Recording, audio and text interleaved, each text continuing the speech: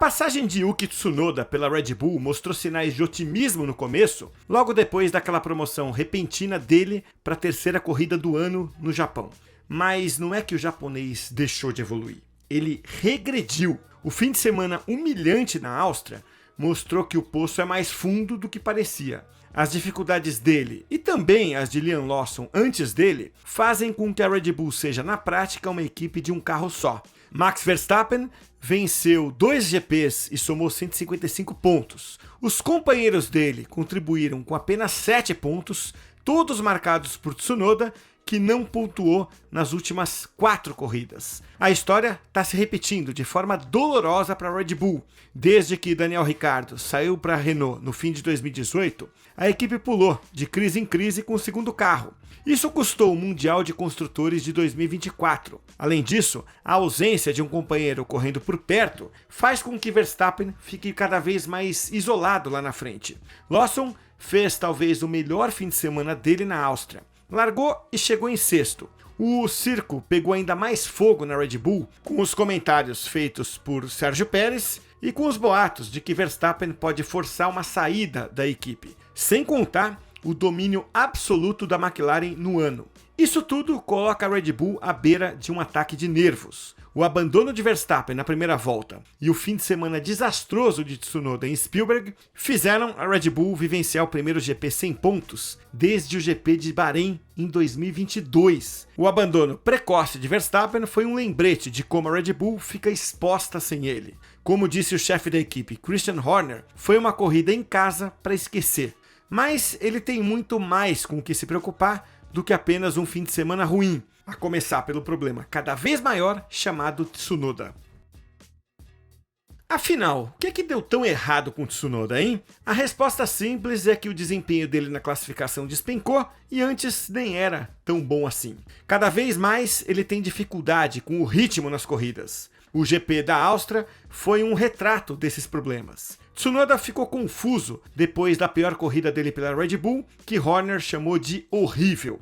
Ele terminou 2 voltas atrás, em 16º lugar. Foi o último entre os que cruzaram a linha de chegada. As circunstâncias influenciaram, mas mesmo assim ele não chegaria muito mais à frente. O japonês atribuiu o desempenho ruim aos pneus, que estavam derretendo, e admitiu um déficit grande de ritmo. Tsunoda sempre é sincero, mas não conseguiu explicar por que sofreu tanto. Nas primeiras corridas, havia até sinais promissores. Ele dizia que tudo dependia de ganhar conhecimento do carro com o tempo, mas depois de 9 GPs, ele parece completamente perdido. Na Áustria, Yuki ganhou algumas posições, com uma boa largada, mas perdeu uma posição ao evitar a confusão causada pelo acidente de Verstappen com Andrea Kimi Antonelli na curva do grampo. No fim, o japonês acabou caindo para 16º. Ele reiniciou entre a Haas de Esteban Ocon e a Sauber de Nico Hülkenberg, 2 carros que acabariam na zona de pontuação.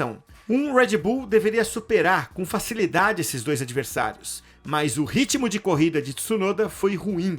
Ele saiu da disputa no pelotão do meio quando acertou a Alpine de Franco Colapinto na curva 4. Isso forçou uma troca da asa dianteira e ainda rendeu uma posição de 10 segundos. Embora não dê para comparar diretamente o ritmo dele com o de Verstappen, Tsunoda sugeriu que estava pelo menos 4 décimos mais lento que o companheiro de equipe. O que mais preocupa é que Tsunoda não tem certeza de onde está perdendo tempo. Ele disse que não sabe se está fazendo algo errado e que isso não fica tão óbvio nos dados, já que ele não acha que o estilo de pilotagem dele seja tão diferente do de Verstappen. No começo, Tsunoda dizia que confiava na Red Bull, mas à medida que ele foi conhecendo melhor o carro, ele percebeu que tem uma janela muito estreita e é difícil extrair performance. A equipe acredita que o segredo para o sucesso de quem dividir o time com Verstappen é aceitar que não vai ser tão rápido quanto ele e buscar um acerto que dê mais confiança para pilotar. O carro tem vários defeitos que nem mesmo Verstappen curte, como o comportamento afiado da frente e, consequentemente, a traseira arisca, que só um piloto fora de série consegue domar. Há fatores atenuantes, como o fato de Tsunoda ter ficado várias corridas com o carro desatualizado, consequência do acidente dele no Q1 de Imola, e também de ter caído no carro praticamente de última hora, já que ele começou o ano guiando pela Racing Bulls. Também vale lembrar que, com o pelotão muito comprimido, o déficit dele para Verstappen na classificação da Áustria não foi tão absurdo. No Q1, o japonês ficou só 263 milésimos atrás de Verstappen, que foi o sexto mais rápido. Mas essa diferença bastou para colocar o japonês em 18º já no Q1. Esse miolo, cada vez mais apertado, está de novo expondo a velha fraqueza do segundo piloto da Red Bull. O fato é que Tsunoda está penando muito depois de 9 GPs, mesmo com quilometragem extra nos testes de pneu da Pirelli e rodando com o carro de 2023 em Silverstone na chuva. É aquela velha história que se repete na Red Bull, mais um piloto muito bom convivendo com status de péssimo. Isso já levanta a dúvida sobre se ele pode acabar sendo substituído para 2026 ou até antes. Isaac Hadjar, que tem impressionado no ano de estreia, seria o próximo da fila para ser triturado pela promoção. Um dos antecessores de Tsunoda, Sérgio Pérez, tem sido bem direto sobre ter sido dispensado pela Red Bull no fim do ano passado. O mexicano, que está tentando voltar à Fórmula 1 em 2026, já foi especulado na Alpine e na Cadillac. Numa participação no podcast Desde el Paddock, Checo disse que a Red Bull se arrepende da demissão. Os problemas de Pérez vão soar bem familiares para Tsunoda. Nos 4 anos de Red Bulls, ele teve muitos momentos bons. Foram 5 vitórias e o vice-campeonato de 2023. Mas ele também passou por fases bem complicadas. Depois do bom começo de 2024, a performance dele despencou. Foram 103 pontos nas 6 primeiras etapas, o que rendeu, no GP de Mônaco, um novo contrato de 2 anos.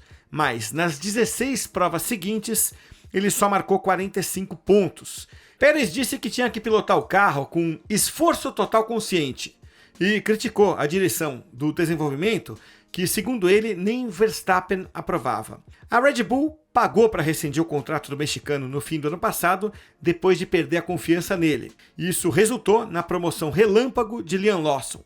Foi algo extremamente caro, e considerando que Lawson foi dispensado depois de 2 corridas, e Tsunoda está agora comendo pão que o diabo amassou, dá para concordar com Checo quando ele argumenta que o problema é o carro. Porém, aquela queda de rendimento no fim da temporada passada mostra que Checo também não estava muito melhor que Tsunoda. Uma comparação dos 9 primeiros GPs do japonês pela Red Bull com os últimos 9 de Pérez comprova isso. Tsunoda fez 4 pontos contra 12 de Pérez, ou 7-13 se contar as sprints. Sim, o retrospecto de Pérez é melhor, mas não tem um abismo na diferença. A Red Bull pagou para se livrar do mexicano porque ele não estava entregando. E, embora seja certo que ele teria marcado mais pontos do que Lawson e Tsunoda juntos até agora, não dá para garantir que ele seria mais eficiente do que foi no ano passado. O próprio Verstappen defendeu Pérez, assim como defendeu também Lawson e Tsunoda depois.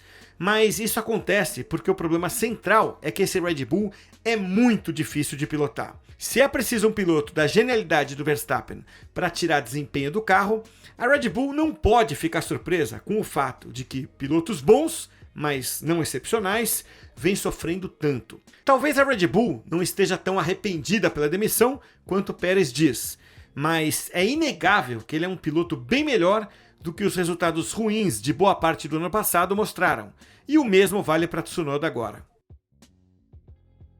A chamada Verstappen dependência para obter resultados coloca a Red Bull numa situação complicada. Ele tem contrato até o fim de 2028, mas os boatos de que ele pode sair são constantes. Existe algum fundamento nisso, já que o chefe da Mercedes, Toto Wolff, há 1 ano e meio tem sido bem franco sobre o interesse dele nos serviços de Verstappen. Esse assunto voltou à tona durante o GP da Áustria, quando George Russell comentou que as conversas entre a cúpula da Mercedes e o staff de Verstappen continuam acontecendo. O único motivo de Russell ainda não ter um contrato com a Mercedes para 2026 é a possibilidade de Verstappen ficar disponível. Embora algumas histórias que apareceram sobre os detalhes do contrato dele e os resultados que poderiam permitir a saída sejam exageradas, existem sim cláusulas que poderiam abrir essa porta. Afinal, quando um piloto quer ir embora, sempre se acha um jeito. Para qualquer equipe, perder um piloto com a qualidade de Verstappen já seria preocupante, mas para a Red Bull, que tem dificuldade em encontrar um piloto capaz de extrair esse desempenho de um carro tão complicado, isso seria ainda mais alarmante. Como disse Horner, o carro evoluiu ao longo dos anos numa direção específica, basicamente para favorecer Max. É uma simplificação, claro, porque, embora seja verdade que o holandês prefira um carro que sai de frente e que exige habilidade sobre-humana para controlar, também é um carro com uma janela estreita que só ele parece conseguir controlar. Um carro instável, mas que o piloto consegue controlar com precisão, vai ser muito rápido, mesmo difícil de guiar. Mas ele não está satisfeito com essas características da Red Bull faz alguns anos. Verstappen também quer um carro mais competitivo. Ele já disse várias vezes que nem pensa no campeonato mundial agora e sabe que a Red Bull precisa dar grandes passos se quiser ter alguma chance. Hoje ele está 61 pontos atrás do líder Oscar Piastri e desconfia que as atualizações que a Red Bull planeja sejam suficientes para brigar com a McLaren. Voltando ao que Pérez disse, ele culpa os problemas da Red Bull pela saída de Adrian Newey, que deixou a equipe no ano passado e agora está na Aston Martin. A cronologia não é tão direta assim. Como Newey vinha se sentindo cada vez mais isolado antes de tomar uma decisão de sair, fica claro que a influência dele já tinha caído antes mesmo da saída oficial. Tá ficando difícil para a Red Bull resolver os problemas. É fácil falar em tornar o carro mais pilotável, mas isso não é tão simples assim, principalmente se a equipe quer continuar rápida. Se Verstappen saísse da Red Bull, a equipe ficaria numa situação delicada. Ela pode não ter o piloto que consegue extrair desempenho do carro atual e ainda ver os principais nomes das equipes adversárias presos a contratos de longo prazo.